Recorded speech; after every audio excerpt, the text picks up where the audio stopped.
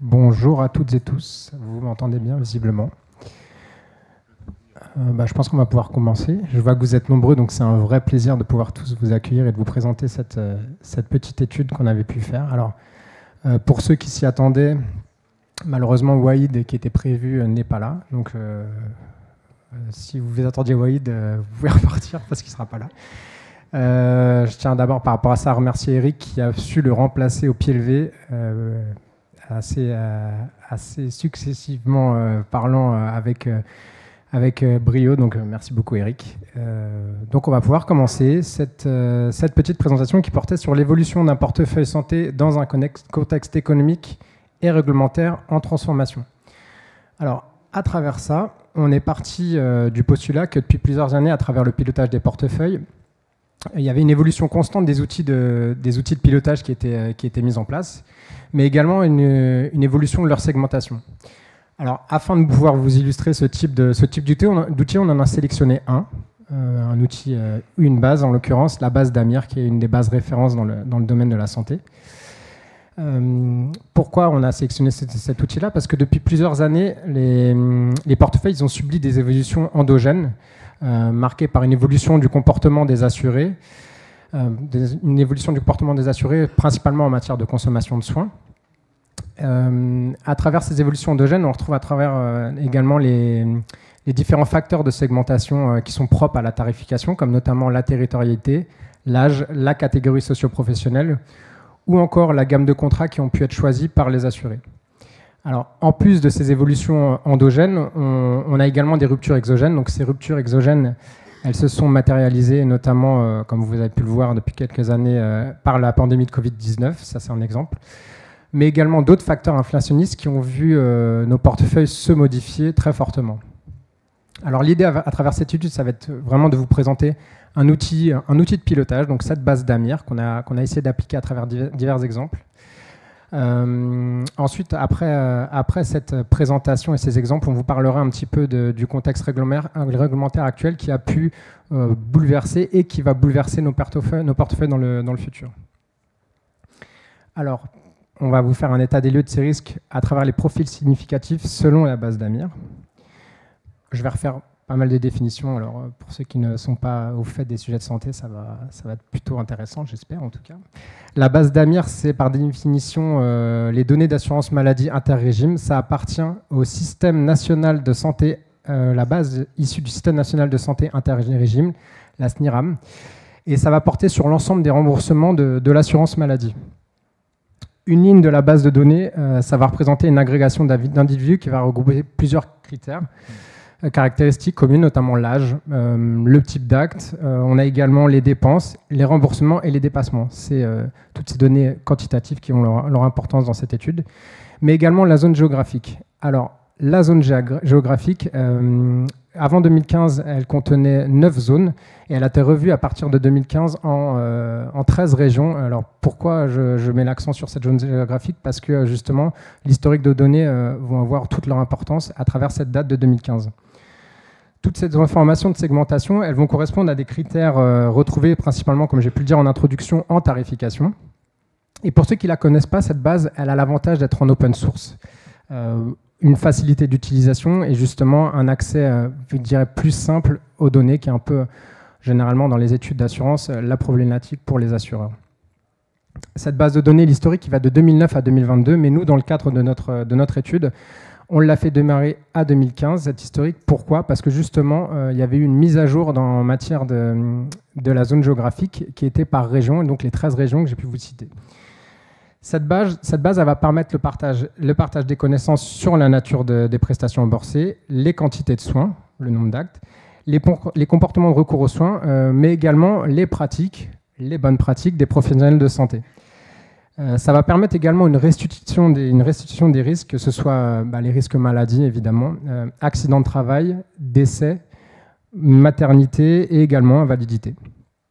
Alors, c'est une grosse base de données pour ceux qui ont déjà pu travailler dessus. Elle comporte 12 tables mensuelles de 20 millions de lignes avec 55 variables. Alors, dans le cadre de cette étude, cette étude et son retraitement de ces données s'est fait à l'aide d'un logiciel qui permet notamment le traitement du big data, le logiciel Python. La base d'Amir, comme j'ai pu le dire précédemment, ça va permettre de compléter les données portefeuille, notamment afin d'augmenter la proactivité des pilotages. Ça permet d'avoir une vision beaucoup plus large que son portefeuille, et justement avec ces données d'avoir une vision plutôt de place, entre guillemets. Également des informations objectives quantitativement avec des montants de dépenses, principalement, de remboursement, des dépassements, et comme j'ai pu le dire également, du nombre d'actes. Tout ça grâce à un historique. Donc la base d'Amir, ça permet donc d'obtenir des données qui seraient disponibles notamment à des mailles plutôt fines. Donc ça, c'est un peu sur ça qu'on voulait mettre l'accent, sur ces mailles plutôt fines. Ces mailles qui vont permettre d'enrichir le pilotage par poste, mais également par tranche d'âge et territorialité. Alors quand je parle de poste, c'est poste de soins. Enfin, cette base, elle a également l'avantage d'être disponible dès le mois de mai. Alors, dès le mois de mai de l'année suivante. Pourquoi c'est un avantage? Parce que généralement, en assurance collective, les comptes clients ils sont effectués beaucoup plus tard dans l'année. Donc, ça va permettre d'avoir une première estimation des données de dépenses et une première estimation, une première idée, notamment dans le cadre du pilotage des portefeuilles. Donc là, en l'occurrence, la base qu'on a utilisée, c'est la base qui était à la survenance 2022. C'est la dernière base disponible d'Amir. Alors, par rapport au graphe et les données à proprement parler, le graphe, il est relativement intéressant.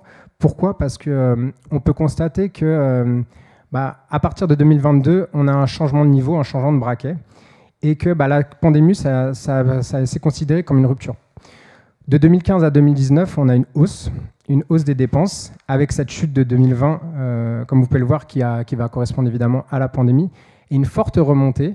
Cette forte remontée en 2021, on pensait que c'était un rattrapage de soins, mais le fait que les dépenses, elles ont continué à augmenter en 2022, on se rend compte que finalement, ce n'est pas forcément un rattrapage de soins, c'est vraiment un nouveau vecteur, un nouveau facteur de ces dépenses qui continuent à évoluer. Afin de bien illustrer ça, on a rajouté une courbe de tendance que vous voyez en rouge, dans ce graphe. Cette courbe de tendance, ça va permettre de mettre en exergue que les années 2021 et 2022, elles décrochent complètement par rapport aux années antérieures, les années 2015 à 2019. La base d'Amir, elle permet d'étudier les différents postes de soins et leur évolution. Ces évolutions, ça sera au cours du temps, et justement, ça permet d'avoir une première vision, une vision globale de ces évolutions. Alors, à travers ces évolutions de dépenses, on a tenu le constat que ces dépenses, elles étaient portées par les soins courants. Les soins courants, ça représente 70% de cette base d'Amir. Alors, on les a matérialisés à travers le graphe que vous voyez en bas à gauche avec l'histogramme bleu, la couleur bleue. Donc, cette base de soins courants, ces dépenses soins courants, on peut voir qu'elles sont du même niveau que les dépenses totales. Une hausse de 2015 à 2019, une chute en 2020 et une hausse en 2021 avec cette hausse qui va se poursuivre en 2022. Parallèlement à ça, on a également regardé un des postes les plus conséquents, le poste hospitalisation. Alors, il faut savoir que ce poste hospitalisation, il n'est pas forcément complet parce que dans la base d'Amir, le poste hospitalisation, il contient que la tarification par type d'acte et non pas la tarification au budget global. Et justement, c'est un peu à l'inverse du poste soins courants. Là, on a une baisse de 2015 à 2019 avec la chute en 2020, le rattrapage en 2021, donc cette hausse en 2021. Et en revanche, là, cette hausse en 2021, on considère vraiment ça comme un rattrapage de soins parce qu'à partir de 2022, on va avoir une baisse des dépenses. Donc, c'est vraiment particulier. C'est vraiment ce à quoi on pouvait s'attendre, notamment sur ce poste hospitalisation, c'est-à-dire un rattrapage de soins après la période de Covid. Parallèlement à ça, vu que c'est un des sujets phares depuis quelques années, le 100% santé, on a voulu mettre en exergue également les 3 postes du 100% santé. Alors, vous les retrouvez toujours à travers le graphe de droite, les postes audio, dentaire et optique. Alors, pour les postes optique et dentaire en jaune et gris sur le graphe, vous pouvez voir que ça a des données assez semblables à ce qu'on peut retrouver à travers les soins courants. Une hausse de 2015 à 2019, la chute en 2020, la hausse en 2021 et une hausse qui va se poursuivre en 2022. Et parallèlement à ça, le poste audio, bah, lui, pour le coup, il n'y a pas cette chute en 2020, il n'y a pas cette inflexion. Ça laisse montrer, ça montre justement ce côté assez atypique de ce poste audio, avec cette hausse qui va être entre guillemets croissante au cours du temps, à partir de 2015. On a continué sur cet état des lieux de profil de risque significatif. Alors, la base d'Amir, à proprement parler, elle va permettre de faire des focus, comme je vous ai pu le dire en introduction, sur différents critères, et notamment les régions. Donc, on a voulu mettre l'accent justement sur ces régions. Alors, dans un premier temps, on avait créé une courbe des dépenses par région. À travers cette courbe, une des régions se distinguait, c'était la région Île-de-France, qui était mise en avant parce qu'évidemment, il y a plus de dépenses en Île-de-France, avec une chute en 2020 et une hausse qui était très, très marquée par la suite en 2021. Alors évidemment, l'année 2020, comme j'ai pu le dire, c'est lié à la crise du Covid et à d'autres facteurs notamment inflationnistes qui ont pu jouer sur les dépenses ad minima de l'Île-de-France. Et justement, à travers ce graphe, pour effacer les effets d'échelle qu'on pouvait avoir et mieux appréhender les évolutions, l'analyse elle a été effectuée en regardant justement ce montant de dépenses par année de survenance, en la divisant par le montant de dépenses en 2015. Ça permettait d'avoir un ratio, et un ratio qui mettait évidemment en avant les différences qu'on pouvait retrouver d'une année sur l'autre. Donc, à travers ce graphe et ces dépenses par rapport à l'année 2015 que vous retrouvez en bas à gauche, il y a 3 régions qui se distinguaient. Donc on retrouve la région Île-de-France, mais également la région Normandie et le Pays de la Loire. Et on constate évidemment pour ces 3 régions donc la très forte hausse bien plus conséquente que sur les dépenses totales à travers le graphe qu'on avait vu précédemment, la hausse en 2021 et la hausse des dépenses qui se poursuit également pour l'année 2022. Alors, pour distinguer un petit peu ces régions et pour que vous puissiez voir sur l'ensemble du territoire l'impact que ça pouvait avoir, on a créé un second graphe avec un zoom sur l'évolution justement de l'année 2020. Donc, on peut voir un petit peu le côté atypique de ces 3 régions. Donc, la région Île-de-France, Normandie et Pays de la Loire, pour lesquelles la hausse des dépenses que vous retrouvez sur la droite, elle est mise en exergue et en parallèle avec les régions pour lesquelles les dépenses ont diminué, notamment la région Languedoc-Roussillon, pour la région Languedoc-Roussillon, pour laquelle, comme vous pouvez le voir, les dépenses, elles ont fortement chuté et ça représente vraiment ça porte un petit peu cette baisse des dépenses sur l'ensemble du territoire par région. Dans la continuité de notre étude, on a voulu faire un autre focus, un autre critère de segmentation par tranche d'âge. Donc c'est ce sur quoi on s'est penché par la suite, avec des niveaux notamment un peu plus fins vis-à-vis de ces tranches d'âge. Donc en prenant l'exemple notamment de différents critères. Donc le premier, ça a été par poste de soins. Alors c'est pas par tranche d'âge, pardon, c'est par poste de soins. On a fait d'abord pour les honoraires paramédicaux. Les tranches d'âge, j'en parlerai par la suite. Alors, on peut voir là, à travers les honoraires paramédicaux, une évolution assez atypique avec une hausse, contrairement à ce qu'on avait pu voir sur les dépenses totales qui étaient très, très, très importantes de 2015 à 2019, et également une chute qui va être également très importante sur l'année 2020. Une remontée des dépenses sur 2021 qui, là aussi, qui va être beaucoup plus brutale que par rapport au graphe que j'ai pu vous montrer au début sur l'ensemble des dépenses. Et enfin, pour certaines régions, les dépenses 2022, elles vont soit continuer à augmenter, mais on peut voir que pour certaines, on avait une baisse. Donc il y avait une tendance un peu inverse entre les différentes régions, avec notamment pour certaines régions les dépenses qui pouvaient augmenter et diminuer. On peut le voir pour certaines régions, c'est les régions qui sont un peu plus vers le bas, la région Bourgogne, je ne me rappelle plus la couleur, la région Bourgogne c'est la Bretagne qui est en jaune, là, ça ne se voit pas forcément, mais on a une baisse des dépenses pour cette année 2022. Parallèlement à ça, à ce poste des honoraires paramédicaux, on a regardé un petit peu le poste pour lequel les dépenses étaient les plus fortement représentées. Alors évidemment, beaucoup de postes se distinguaient, mais on a retenu celui des consultations visites que vous retrouvez à droite sur le graphe. À travers ce poste consultation visite, on peut constater justement que l'allure de la courbe, contrairement aux honoraires paramédicaux, elle est assez atypique. Elle est assez typique, pourquoi? Parce que là, on n'a pas forcément la chute constatée, la baisse constatée en 2020 pendant la période Covid. On a une hausse croissante des dépenses de 2015 à 2019.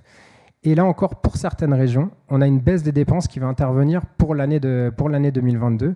Mais pour d'autres, justement, les dépenses, elles vont continuer à augmenter. Donc, c'est le cas notamment pour l'Aquitaine, l'Île-Mouzin. Vous pouvez voir que les dépenses, elles vont continuer sur cette année 2022. Donc, déjà, à travers cet exemple, on a pu en tirer une des nombreuses conclusions sur l'utilisation de cette base d'Amir, c'est que la base d'Amir, elle va notamment avoir tout son intérêt dans le focus par poste de soins et particulièrement nécessiter une attention particulière donc sur les honoraires paramédicaux, comme on a pu le voir précédemment, mais également les consultations visites qui ont justement leur côté assez atypique dans le cadre des pilotages de portefeuille.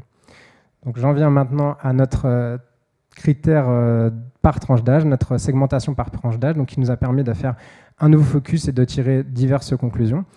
On a repris l'exemple des consultations visites. Alors là, on peut voir les dépenses, qu'elles sont assez semblables à ce qu'on peut retrouver au niveau des dépenses totales, avec une baisse constatée en 2020, mais pas forcément pour une tranche d'âge particulière, la tranche d'âge 60-69 ans. Donc là, vous pouvez voir qu'il y a une explosion des consultations visites. Alors, je ne sais pas si le terme est peut-être un peu fort, ce n'est pas explosion, mais vraiment une hausse des consultations visites par rapport à l'ensemble des autres tranches d'âge. Donc, ce type de population a vraiment passé la majorité du poste consultation visite. C'est vraiment cette tranche d'âge qui le porte pour l'année 2020. Également, ce qu'on a rajouté, c'est le fait qu'on s'attendait à un retour au niveau de 2019. Donc, on a négligé l'idée des années de survenance 2020 et 2021 à travers la baisse et la hausse des dépenses. Alors, le niveau de 2019, il est atteint, sauf pour la tranche d'âge que j'avais citée précédemment, la 60-69 ans, également les 70-79 ans et les 20-29 ans. Donc, à travers également ce nouvel exemple, on a pu constater justement que la base d'Amir, ça peut être utilisé dans les éléments clés de pilotage de nos portefeuilles, des portefeuilles d'assurance. D'après Damir, les dépenses santé, elles sont en hausse depuis 2015, donc ça c'est évidemment ce que j'ai pu vous répéter plusieurs fois. Et cette hausse, elle a été suivie d'une baisse en 2020 et une remontée qui maintenant se poursuit jusqu'en 2022. Donc c'est une des nombreuses conclusions qu'on a pu également tirer de l'utilisation de cette base d'Amir. Alors évidemment, l'année 2020, elle a été atypique à cause du Covid, mais évidemment, on s'est attendu à un rattrapage en 2021. Ce rattrapage, force est de constater que ce n'en est pas vraiment un. Maintenant, il faut vivre avec cet effet de hausse des dépenses qui semble et qui va se poursuivre au cours du temps. On fera un parallèle après avec les facteurs externes, les facteurs réglementaires qui vont influencer sur les portefeuilles. Alors, il faut également noter que ces résultats, ils révèlent certains points d'attention dans le pilotage de nos portefeuilles. Ils sont non exhaustifs, mais à travers ce que j'ai pu présenter, on peut également se dire que plus d'informations pourront être tirées de cette base d'Amir. En fait, pour moi, c'est un puits sans fin. On pourra continuer à tirer de nombreuses informations de cette base. Et justement, par rapport à ça, l'idée, c'était vraiment de se dire quelle vision plus large on peut faire de la base d'Amir, en quoi on peut l'utiliser. Alors, j'avais pu vous dire en introduction que on retrouvait les critères de tarification dans l'utilisation de cette base d'Amir. Et justement, je vais vous parler des modifications qui sont attendues par l'assureur pour ces profils de risque. Alors, à partir des éléments de dépenses et de dépassement de la base d'Amir, donc on peut avoir, ça c'est un peu le cadre général de son utilisation, on peut avoir une vision par risque, mais également par poste, par territorialité, par âge. Et pour ces postes, on a pu faire, et vous pourrez faire, des études d'analogie un peu plus fines, notamment des études d'analogie fines par des critères de segmentation, comme on a pu le faire avec la territorialité, qui a permis de tirer des conclusions et de voir différents impacts. Mais l'intérêt de cette étude, c'est avant tout de voir pour cette base les impacts pour les assureurs. Et justement, les assureurs, ils souhaitent appréhender au mieux les modifications sur leur profil de risque. Comme j'ai pu vous le dire précédemment, l'utilisation de la base d'Amir, ça va être principalement, et ça je souhaite vraiment mettre l'accent là-dessus, ça va être principalement un outil pour la réestimation des modèles de tarification. Ces modèles de tarification, ils vont être estimés selon leur profil de risque par poste, donc comme j'ai pu le répéter, territorialité et âge, mais également inclure des modifications qui pourront avoir un impact à court terme, mais également à long terme. D'autant plus que les assureurs n'ont pas forcément une grande marge de manœuvre sur le pilotage de portefeuille dès le mois d'avril. Cette base d'AMIR elle va pouvoir permettre de donner des informations complémentaires, des premières idées d'estimation de tarification, notamment dans le cadre des portefeuilles collectifs, dont le pilotage intervient beaucoup plus tard, notamment après la réalisation des comptes clients. Également, tenir compte que ces comptes clients et l'analyse des données propres aux clients, elles sont bien entendu essentielles. La base d'AMIR, ça sera principalement un complément dans le cadre du renouvellement des contrats qui sont en portefeuille. Un des autres intérêts de la base d'AMIR, le gros intérêt également, ça va concerner la couverture des risques. La base d'AMIR va permettre également d'identifier des profils de contrats qui vont être soit sous-consommants, soit surconsommants. Ça va également permettre d'avoir des informations à date, donc comme je l'ai répété et je l'ai réécrit en haut, de dépensement, de coûts moyens, de répartition des coûts.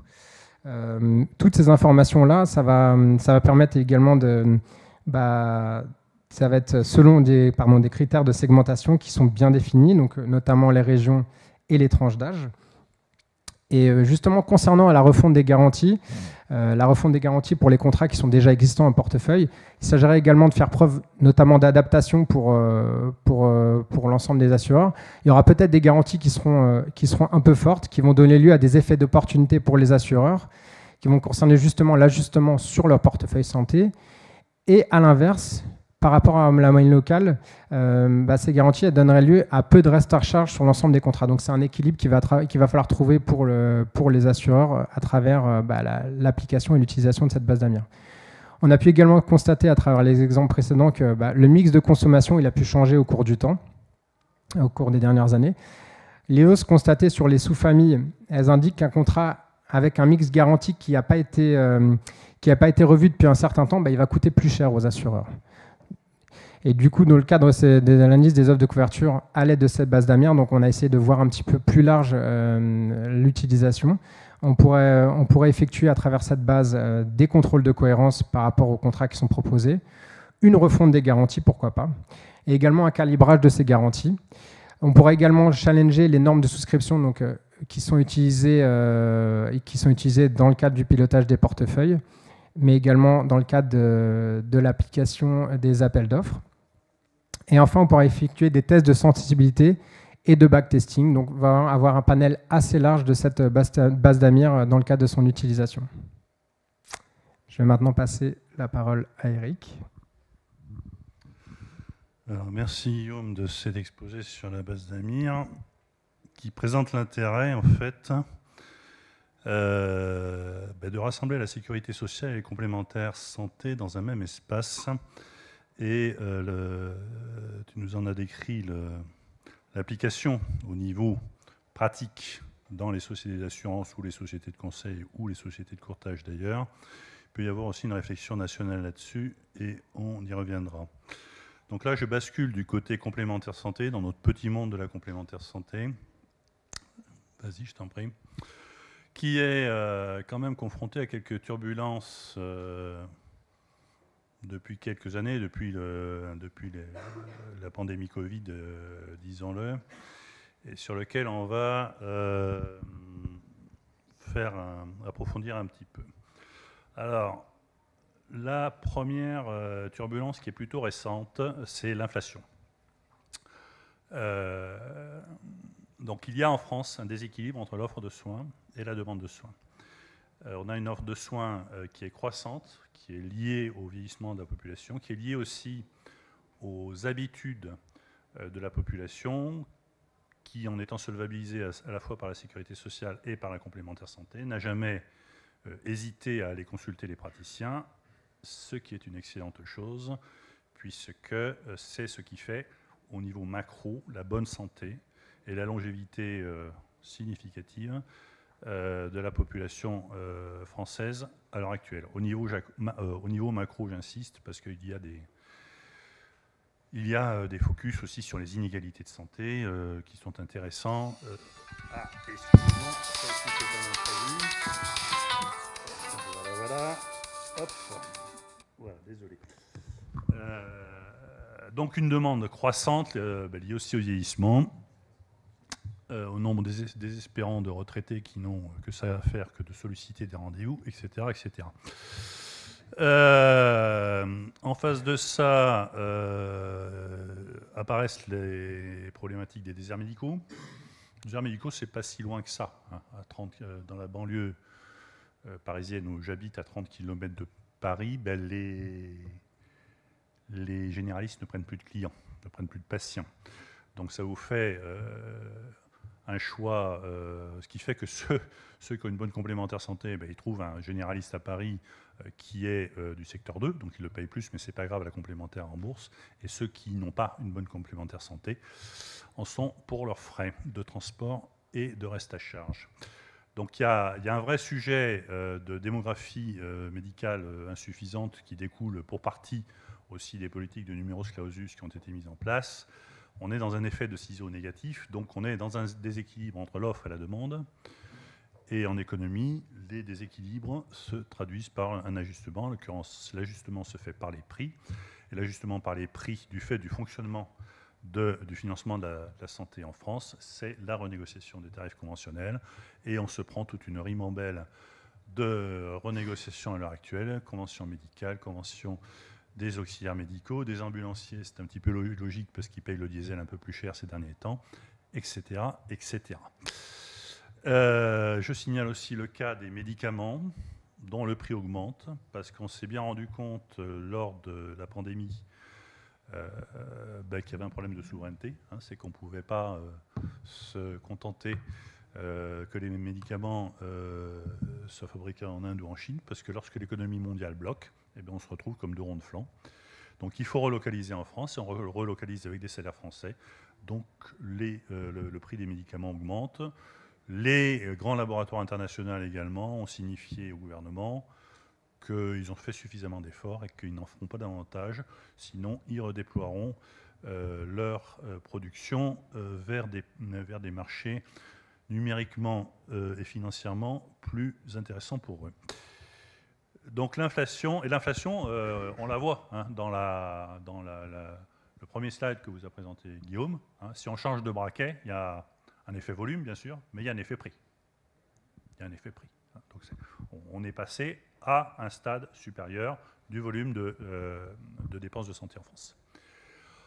Alors, le vieillissement de la population active, oui, ben ça va de toute façon, et ça on le verra, jouer sur une hausse du coût des prestations moyennes dans les contrats collectifs d'entreprise. Moi, je crois aussi qu'il y a un problème général de vieillissement et de structuration de l'offre complémentaire santé pour les personnes âgées. Du fait des normes IFRS, la solidarité entre les actifs et les retraités sur les contrats complémentaires, ça a disparu.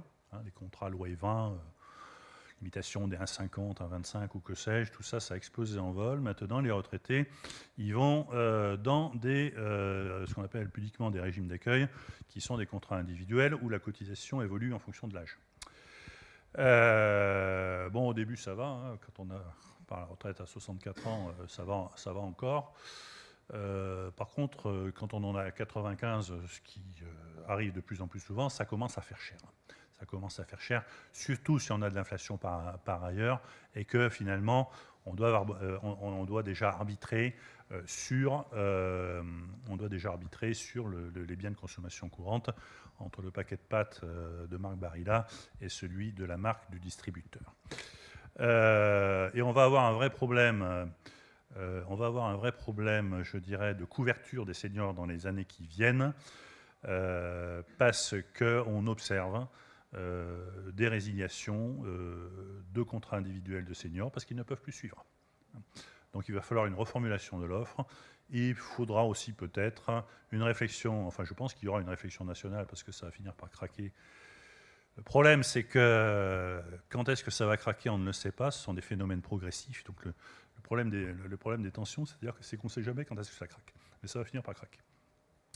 Et il faudra peut-être réfléchir à des produits de structure différentes, d'une fiscalité différente. Alors là, je vais faire hurler Bercy, mais c'est comme ça.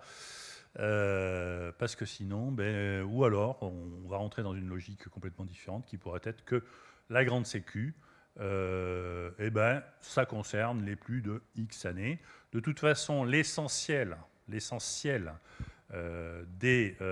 une immense partie des prestations concernant les personnes âgées relèvent de l'ALD, donc sont prises à 100% par la sécurité sociale. Au passage, ce sont des informations que nous n'avons pas dans les complémentaires santé, parce que ce qui est à 100% ne remonte pas via Noémie dans nos systèmes de gestion. Hein. Et c'est là, justement, que je pense que dans une réflexion commune entre les complémentaires santé qui veulent jouer un rôle, qui veulent aussi jouer leur survie, hein, ne nous le cachons pas, dans la prise en charge de la santé en France, la base d'AMIR sera une mine d'informations, en particulier pour les populations âgées. Ensuite, alors, les hospitalisations, là, je me désolidarise un tout petit instant de mon camarade. Je ne suis pas sûr. Je pense que l'hôpital est en train de se réorganiser. En particulier, il y a beaucoup d'évolutions vers l'hôpital de jour, c'est-à-dire la résolution des problèmes en une journée. Il y a beaucoup d'optimisations qui se font dans l'hôpital à l'heure actuelle. Ça ne ressemble plus tout à fait à ce que c'était il y a 5 ans. En m'occupant de certaines personnes âgées, je le constate. Il y a de l'amélioration. Leur raccourcissement des séjours étant aussi permettant aussi de faire des économies au niveau des hôpitaux. Et enfin, cela dit, un exergue sur l'hospitalisation. Au début de la pandémie, la France avait 11 lits de réanimation pour 100 000 habitants. L'Allemagne en avait 30. Et aussi bien la France que l'Allemagne dépensent à peu près 11% de leur PIB pour la santé. Donc on peut se dire aussi que c'est très bien que l'hôpital fasse des efforts d'organisation parce qu'il y a de la marge. Et enfin, donc, hausse des consultations, alors psychologues, psychiatres, etc. Ce qui est sûr, c'est que l'Organisation mondiale de la santé considère que les principaux risques de santé sur les années à venir, ce sont les troubles psychologiques. Et on l'a observé justement avec la rupture pandémique, avec tous les troubles qui résultaient de l'isolement social. Je pense qu'un certain nombre de personnes dans cette pièce ont des enfants, voire des petits-enfants. On sait qu'on a de légers problèmes avec leurs expositions aux écrans. Donc le monde est en train de changer et il en découle un vrai besoin de soutien psychologique. Cela impactera progressivement la sécurité sociale et les complémentaires santé. Bon, actuellement, les dispositifs, finances publiques obligent, les dispositifs de prise en charge par l'assurance au sens large du terme des consultations de psychologues sont balbutiants, mais tout simplement parce qu'on donne 30 € pour 1 heure de consultation, alors que le généraliste est en train de viser 30 € pour 5 minutes de consultation. Donc là, il y a un léger hiatus, et les psychologues, la profession des psychologues n'est pas prête à rentrer dans ce système-là à ce prix-là. Si tu peux avancer. Alors, à court terme, on voit une petite farandole d'évolution réglementaire qui impacte les complémentaires santé. Bon, la réforme des retraites, vieillissement sur 8 ans des pyramides des âges. Alors, si ça concerne une start-up où le senior a 38 ans, ça aura 0 effet. En revanche, si ça concerne une entreprise qui a eu un rôle social vis-à-vis de ses seniors et qui a une pyramide des âges comme ça, ce qui est à peu près le cas de l'entreprise pour laquelle je travaille, l'impact sera sensiblement plus important. On a des fourchettes qui vont de 0,4 à 0,8, de 0 en fait à 0,8 voire plus % par an d'augmentation tendancielle des prestations. La convention dentaire, les dentistes ont renégocié leurs tarifs et leur nomenclature. Donc ça va avoir un effet sur la charge de prestations complémentaires en 2024 principalement. Remboursement des consultations de médecins. Donc là, il y a une valse à 3 temps. On a commencé par refuser, côté médecin, on a commencé à refuser à sortir de la négociation. Donc il y a eu un règlement arbitral qui leur a royalement accordé 1,50 € de plus par consultation. Bon, il faut dire que certains toubibs étaient venus avec des ambitions à 50 € la consultation en partant de 25, c'était peut-être un peu trop. Bon, on est reparti sur une deuxième négociation avec en ligne de mire la consultation de généraliste à 30 €, ce qui n'aura rien de scandaleux au niveau européen. Les confrères des autres, enfin les confrères médecins dans les autres pays de la CE sont sensiblement mieux rémunérés pour une consultation. Transfert de charge. Alors, transfert de charge, ça montre bien que la complémentaire santé et les organismes, donc l'UNOCAM qui représente l'ensemble des organismes de complémentaire santé, est un peu, et pour autant le dire assez souvent, un petit peu à la traîne. C'est-à-dire que l'essentiel des choses se discute entre les professions de santé, la sécurité sociale et le gouvernement. Et que lorsqu'on est un peu serré sur le budget des dépenses sociales, ce qui est un peu le cas juste depuis 20 ans au niveau du gouvernement, c'est les complémentaires qui servent de variable d'ajustement. Donc là, on a décidé d'augmenter le ticket modérateur de 30 à 40%. C'est les complémentaires qui vont le rembourser, et elles n'ont pas le choix parce que c'est une stipulation du contrat responsable. C'est pas très grave, ça fera de l'indexation sur 2024 et ça augmentera le chiffre d'affaires. Et puis l'élargissement du 100% santé en 2024. Bon, il y a une doctrine en France de supprimer les renoncements aux soins pour cause financière, qui a été appliquée en premier lieu sur l'optique, sur le dentaire et sur l'audioprothèse. Sur l'optique, ça a eu à peu près aucun effet sur les prestations, pour la bonne raison que le marché était déjà complètement segmenté et qu'il est possible depuis un certain temps de se payer une paire de lunettes à 30 €. Bon. Donc le 100% santé n'a pas franchement impacté les prestations des complémentaires santé en optique. Pour ce qui est du dentaire, il en va tout autrement. Et là, ça fait la fortune de nos amis les dentistes. Et pour ce qui est de l'audiologie, alors ça, c'est le nouvel Eldorado. Mais c'est très bien, puisque antérieurement au 100% santé en audioprothèse, une personne âgée sur 3 qui avait besoin d'audioprothèse s'équipait, et les 2 autres y renonçaient, et notamment parce que c'était très cher, et donc c'était du renoncement pour raisons financières. Maintenant, avec le 100% santé dans le contrat responsable, c'est-à-dire dans la quasi-totalité des contrats individuels dédiés aux retraités, les audioprothèses sont prises en charge. Ça évite un certain nombre de cas d'isolement social, et donc c'est une mesure préventive, en ce sens que l'isolement social est un facteur déclencheur de la maladie d'Alzheimer. Donc nous pouvons nous vanter, nous, les complémentaires santé, à travers certaines formes de prise en charge, de mettre en œuvre des mesures de prévention. Je crois qu'on ne va pas s'attarder sur les 2 slides suivants qui disent à peu près la même chose. Alors, juste une chose, vas-y, au suivant là. On ne vous donne pas de chiffres, parce que les chiffres, ils dépendent de la structure de la population et des contrats que vous assurez. Hein. Mais bon, rien que ce qu'il y a à court terme sur la renégociation, etc., des conventions médicales, il y en a bien pour 2 à 3% au minimum sur l'année 2024. Donc si votre cotisation augmente en 2024, vous savez pourquoi désormais. Alors, vision prospective des risques en corollaire. Le changement climatique. Bon, alors j'espère qu'il n'y a pas de climato-sceptiques, ou du moins pas trop dans la salle, mais quand bien même. Le changement climatique, en fait, il y a une modification de notre environnement, il y a notamment une multiplicité des épisodes de canicule.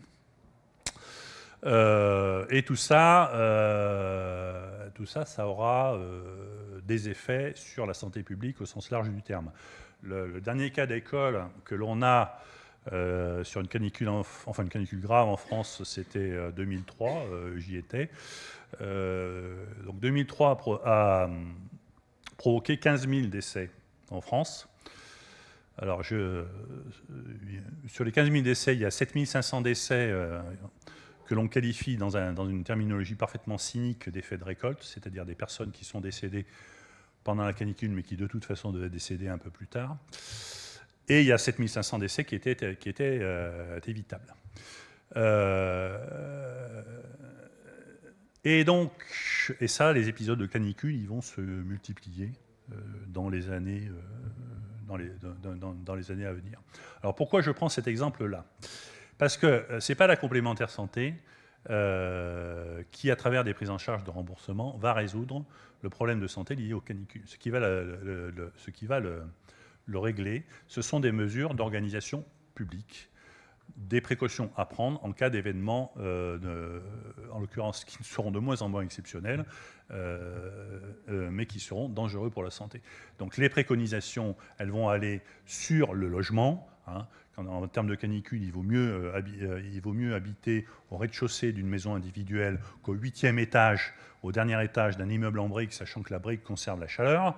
Bon, ce sera également des mises en œuvre de solidarité familiale ou de solidarité différente. Ça va être au sens primaire du terme, des mesures de prévention.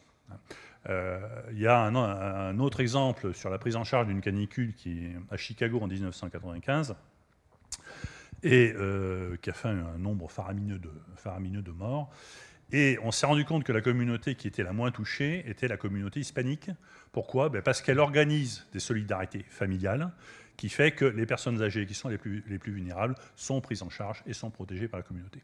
Donc la complémentaire santé va devoir développer dans son arsenal à la fois de prise en charge au sens large de la santé, de ses adhérents.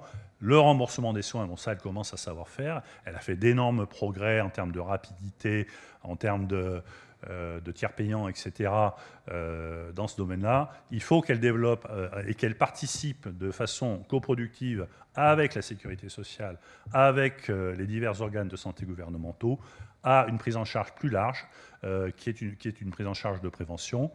Les outils pédagogiques sont là.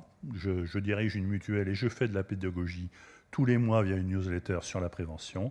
Ça va donner un nouveau rôle aux complémentaires santé et ça peut aussi, je dirais, éviter ce que j'évoquais tout à l'heure, c'est-à-dire que les complémentaires santé soient systématiquement à la traîne des décisions gouvernementales. Donc en conclusion, je pense que je vous ai à peu près tout dit. Bon, le monde change. Donc l'exposition au risque de nos adhérents et leurs besoins en matière de santé vont changer. Vont changer. Donc dans ce domaine-là, les actuaires ont leur rôle à jouer, mais il va falloir sortir un petit peu de notre monde étriqué où on tape dans les bases de prestations complémentaires santé, les remboursements de Doliprane à 90 centimes, etc. Il va falloir voir plus large. Donc, l'Institut d'actuaire, enfin la profession d'actuaire a élargi sa vision des choses avec des outils de big data, etc. La base d'AMIR, c'est 240 millions d'enregistrements par an. Donc les actuaires santé, le big data, ils savent faire. Il faut aussi utiliser des méthodes nouvelles qui vont permettre d'intégrer des données qui ne viennent pas uniquement des systèmes d'assurance, mais des données externes, avec nos données propres, faire la jointure et en tirer des outils soit sur le pilotage, soit sur la formulation des offres, sur les besoins. Je sais que certains cabinets d'actuariat ont commencé. Ont commencé, et notamment, alors bien que nos données soient non médicalisées, mais ça, je serai bien au-delà de la retraite lorsqu'on aura enfin accès à des données médicalisées. Bien que nos données soient non médicalisées, à partir de l'historique des données de certaines personnes, il y a des méthodes, par exemple, pour prévenir le risque de chute. Donc je sais que ça peut déjà se faire, ça doit se développer. Et la base d'AMIR, qui est quand même une base d'information partagée entre tous les acteurs, est sans aucun doute une mine d'informations pour cela.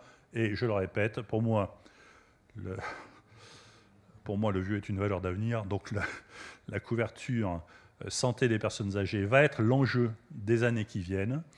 C'est pas sûr que la complémentaire santé dans sa forme actuelle soit la réponse adaptée, mais cette base d'AMIR apportera des informations sur les besoins. Et les actuaires du secteur privé ont leur mot à dire là-dessus. Si vous avez des questions, nous y répondrons très volontiers. Alors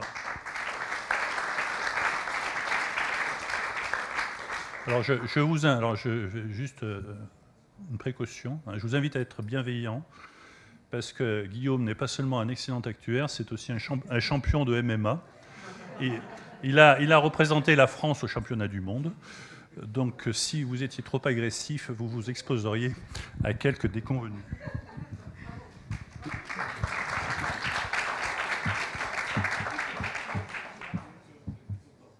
Oui, monsieur.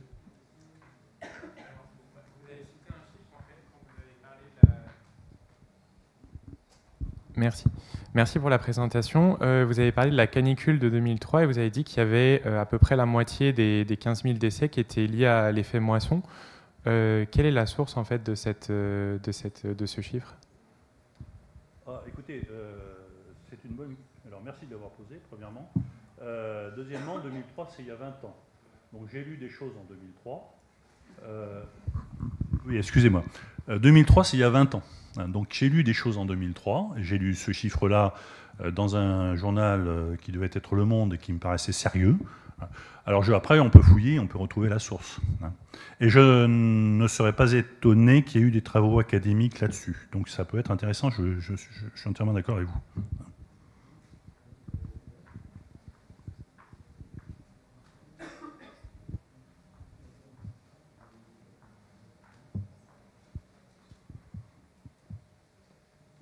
J'espère que je n'ai pas jeté un froid en vous parlant des compétences de Guillaume. Arnold ?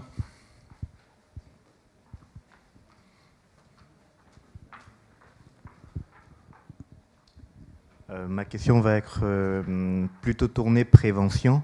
Est-ce que cette base de données pourrait être utilisée pour des besoins préventifs? Notamment, on a parlé de la santé des personnes du troisième âge.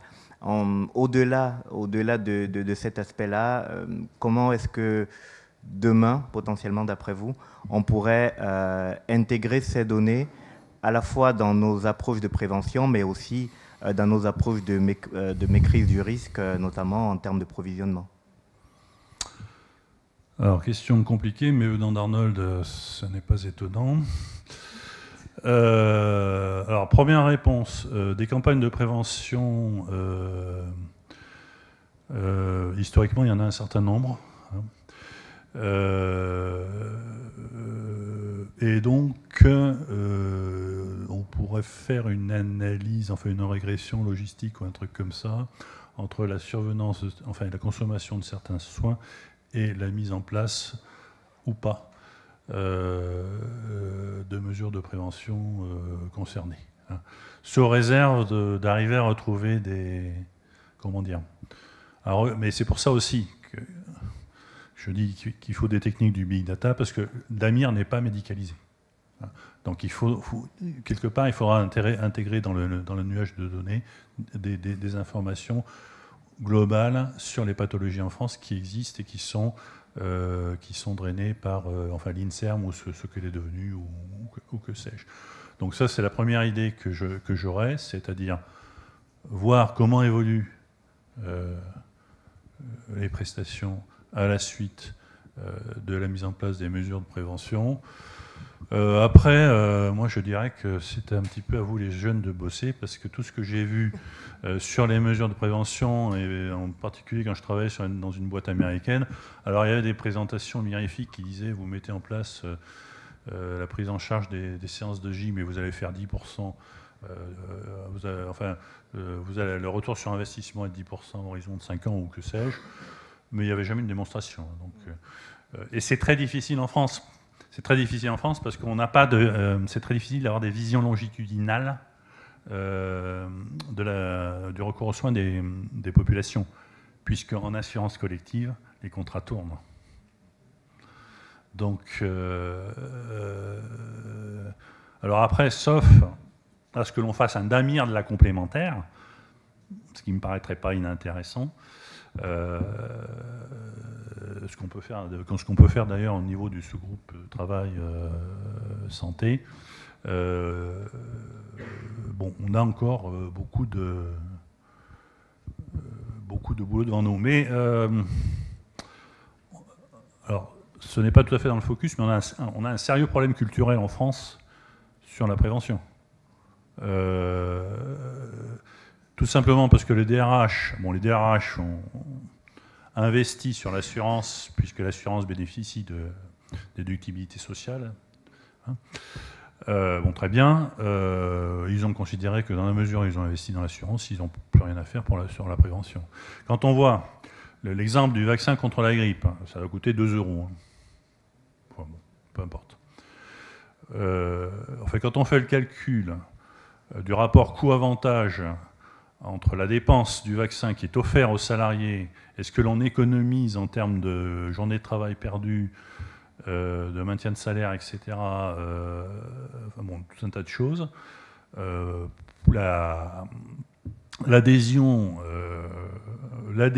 des salariés à la vaccination contre la grippe, elle est misérable. On a travaillé tous les deux chez un assureur où j'avais posé la question au médecin du travail. Il y avait 10% des salariés qui se vaccinaient, mais c'était effarant, quoi. Donc il y a un sérieux problème culturel en France qui est compliqué de tout un tas de choses et qui ne s'améliore pas avec le deepfake que l'on a dans les réseaux sociaux. C'est pas gagné, hein. C'est pas gagné. Après, et là j'insiste là-dessus, il y a des mesures préventives qui sont limite autoritaires, qui peuvent avoir des effets. Hein. Et ça, c'est le rôle de l'État. Hein, c'est le rôle de l'État de protéger ses citoyens contre un certain nombre de dangers, donc de faire de la prévention. Et l'État sait tout à fait être persuasif. Et sa persuasion est extrêmement rentable, aussi bien en espérance de vie de ses citoyens qu'en revenus fiscaux divers. Merci.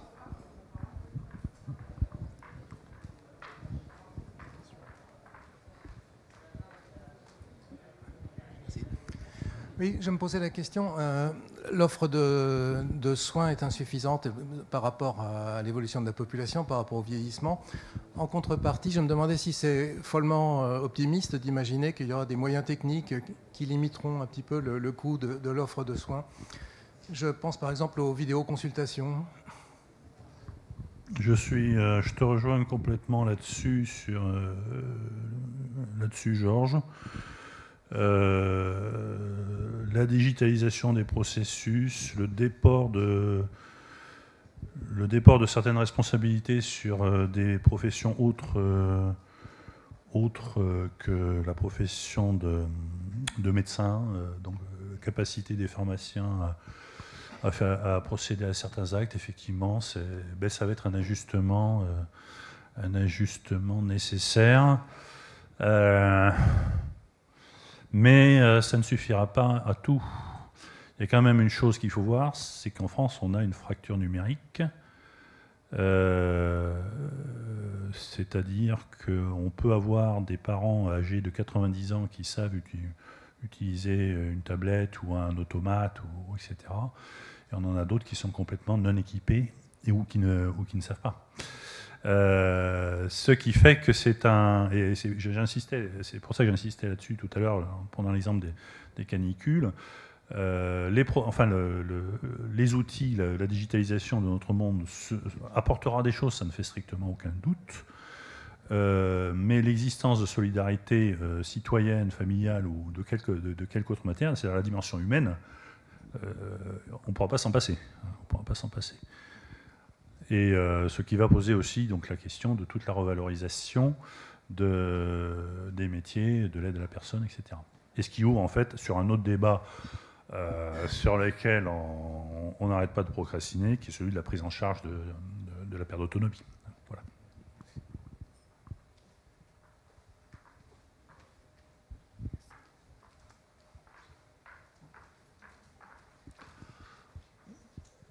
Bonjour. Alors, tout d'abord, j'adore Forsyth, j'adore le MMA.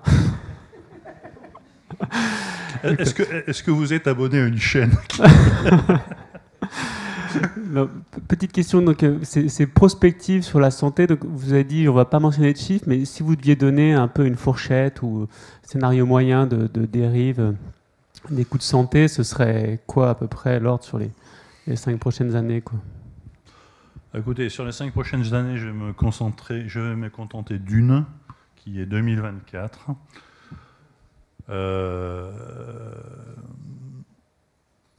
Je tape sur 4 ou 5. Voilà. J'évite, mais le problème, si vous voulez, c'est que... Alors, ce qui est aussi une des faiblesses, peut-être, de notre prise en charge, notre financement de la santé en France, c'est cette périodicité annuelle, quoi. C'est infernal. Et on a beaucoup de mal à réfléchir long terme, quoi. C'est-à-dire que je sais quand même voir une chose, c'est qu'on est passé à 2 doigts du 100% sécu. Hein. Bon, c'est pas parce qu'on évite une catastrophe que la catastrophe n'arrivera pas un jour. Donc on a, et c'est là aussi que les complémentaires santé doivent travailler sur leur poids politique. Alors elle s'y efforce. Hein. Moi je dirige une mutuelle, je suis adhérent de la FNMF, donc j'observe d'assez près ce que fait le président de la FNMF.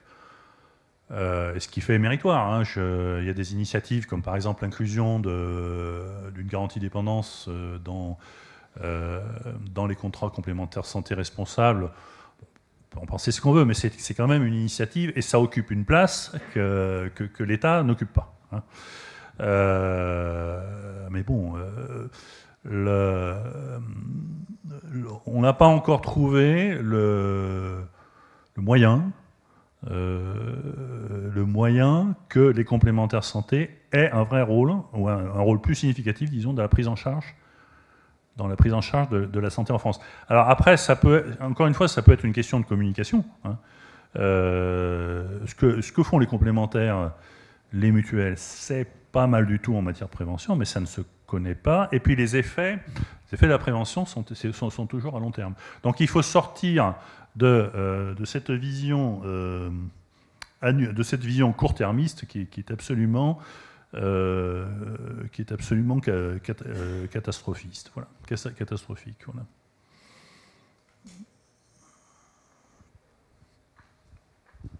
Bon, une dernière question. Enfin quoi, on n'est pas limité. Mais... Hop.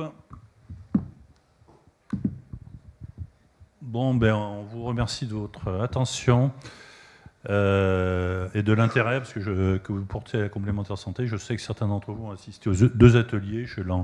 J'espère que je n'ai pas été trop répétitif d'un atelier à l'autre. Et puis je félicite Guillaume, avec qui j'ai travaillé par le passé, pour son implication dans le domaine.